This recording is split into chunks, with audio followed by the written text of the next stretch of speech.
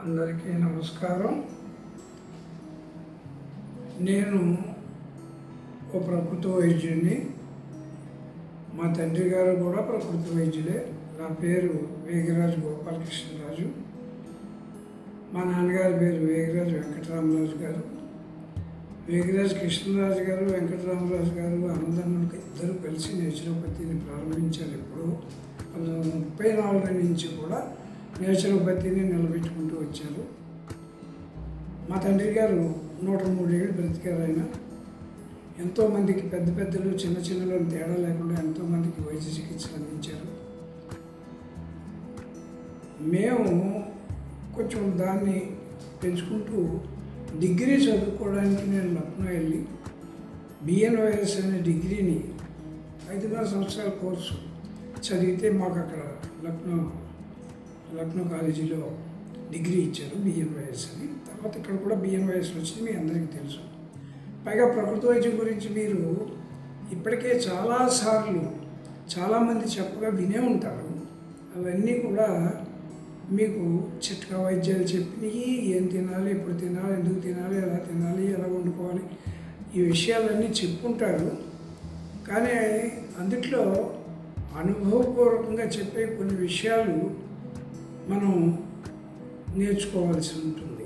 ఎందుకంటే వాళ్ళు చెప్పింది కరెక్టే, 100% కరెక్టే. దాన్ని అనుసరించడం కూడా కొంచెం కష్టం. అలాంటి వాటిని సులభతరంగా కూడా ఉంచుకుంటే అందరూ ఆశ్రయించడానికి బాగుంటుందనే ఉద్దేశంతో నేను ఈ చెప్పడం జరిగింది.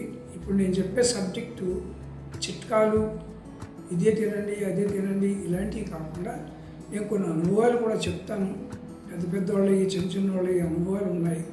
ఆ అనుభవాలు చెప్తే దాంట్లో నుంచి ఎవరైతే ప్రకృతి వైద్యం గురించి చాలా చోట్ల మీరు విన్నారో మీరు దాన్ని మీ మీద ఆపాదించుకోవడానికి, అంటే మీ మీద మీరు ప్రయోగం చేసుకోవడానికి కొంచెం మీ సొంత ఆలోచన విధానం కూడా అవసరం.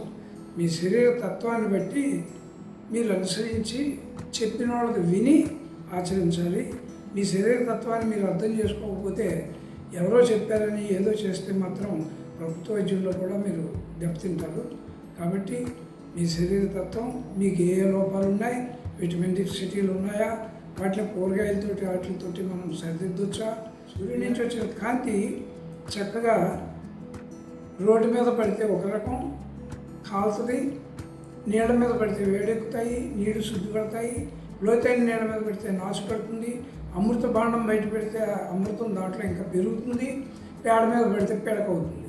కాబట్టి ప్రసరించేది ఆహార పదార్థాలు మన శరీరం మీద పడేది రెండింటినీ మీరు సమన్వయం చేసుకుంటే మనం తిన్న పదార్థం అసలు ఫస్ట్ ఆఫ్ ఆల్ మనకు వంట పడుతుందా లేదా.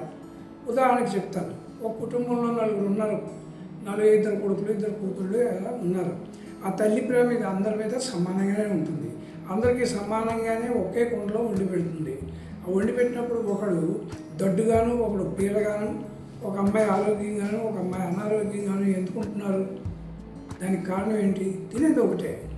ఒకటి ఏ రోగం రావట్లేదు, ఇంకొకటికేమో ఉసూరుమని తిరుగుతూ అన్ని రోగాలు వస్తున్నాయి. దానికి కారణం ఏంటి?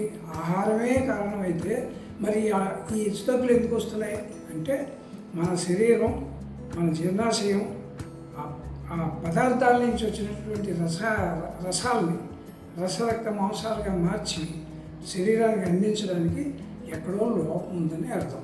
ఆ లోపాన్ని సరిదిద్దుకోవడమే ప్రభుత్వ ఉద్యోగం ముఖ్య ఉద్దేశం.